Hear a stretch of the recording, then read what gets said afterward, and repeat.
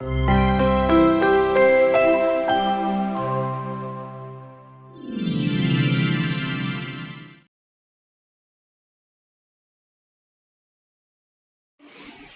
everyone, so today I am explaining about the PLC trainer kit.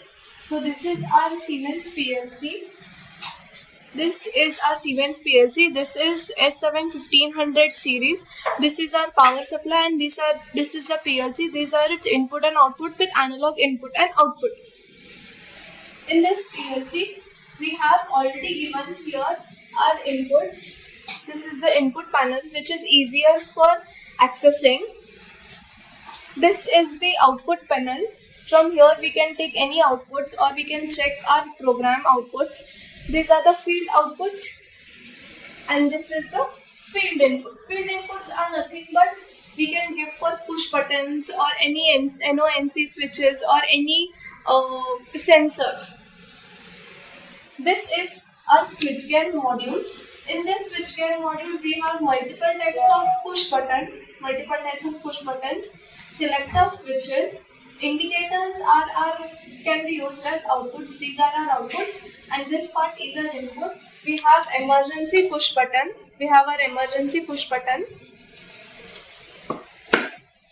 We have buzzer. So these are our field outputs. These are our field inputs. Then next up we have pneumatic module. This is the pneumatic module wherein we give air supply, compressed air, and the cylinders actuate. This is a servo module wherein we can control the speed of the servo motor. This is variable frequency drive. This is the main power supply for the chain of kit. This is the MCB, emergency switch, and these are the indicators. With this we can turn on the kit. Here we have static modules. Static modules are nothing but real-time examples that we can do the programming in our laptops and we can check the outputs on these.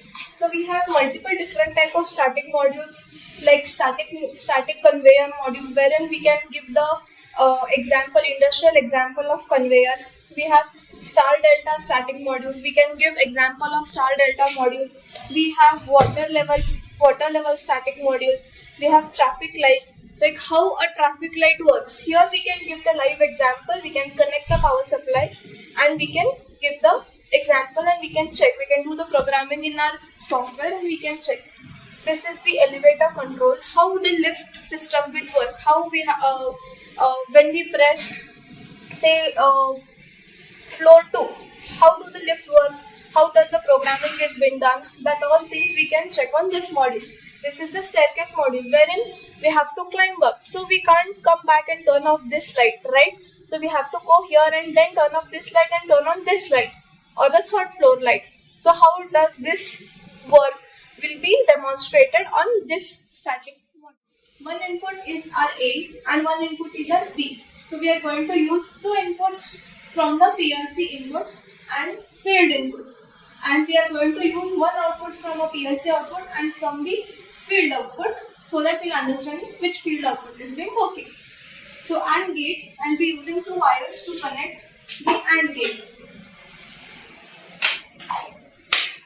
So let's see, 0 1 0 is my A and I'll connect it to push button 2.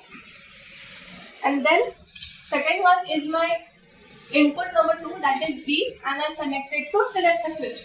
I am using two different push buttons. One I am using is the push button and then I am using a selector switch. Now we'll connect our output. So this Q 0 1 0 is my output and I'll connect it to the buzzer number 1. Okay, so when I press my A, do I get an output? No. When I press B, do I get an output?